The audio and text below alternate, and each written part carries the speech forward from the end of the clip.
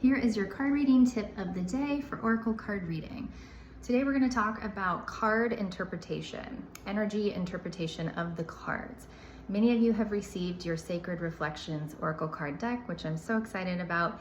And a lot of you are first-time readers. And the first question that I'm receiving from a lot of you, or the same question, is how do I interpret this reading if I'm unsure of the direct card or the direct answer given in the guidebook? And this is kind of complex and layered, but it really starts with practice and with you really allowing your intuition to take a front and center stage, paying attention to the subtleties of how you're feeling when you're doing a card reading. We're all intuitive, we were all born with intuition, but a lot of us, most of us, don't really utilize it because we don't have to. We're not really working that muscle of intuition out because of all the conveniences and everything that's readily available. It's just not like it used to be several thousand years ago, where you really had to use your intuition to survive, and you had to use your intuition to live. And so we're just not using it in the same way anymore or working with it.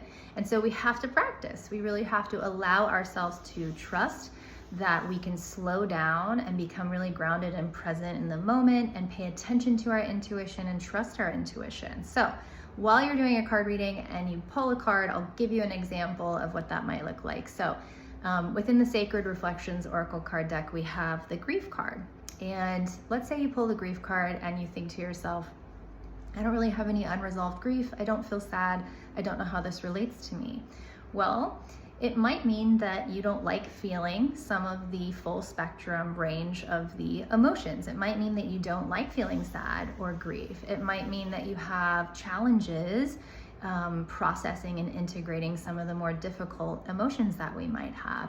So it can be not literal, you know. Sometimes when you get a card, it might be very direct, it might be very literal to your question, and other times it's going to be very fluid and up for that card interpretation. So it might be helpful to, you know, study the card and the colors and the themes or whatever's going on in the card, and then maybe read the guidebook. But ultimately, you really want to tap into those subtle lines. You want to pay attention to your own intuition, and by doing that, we can become more confident with our card reading. And one of the ways that you can really put yourself into that space is by creating sacred space. So that could be lighting a candle, lighting some incense, and really just maybe even a poem or a song or a prayer, something to put yourself into a different space than what you normally operate in day to day. That signals to the energy around you and to your energy, hey, I'm about to do something different and I really want to tap into my intuition. So I want to slow down, become really embodied and present, and adjust to a more subtle layer of energy. Now, if you're reading for someone else and you maybe know them or know a little bit about them, you might be able to do that a little bit more easily.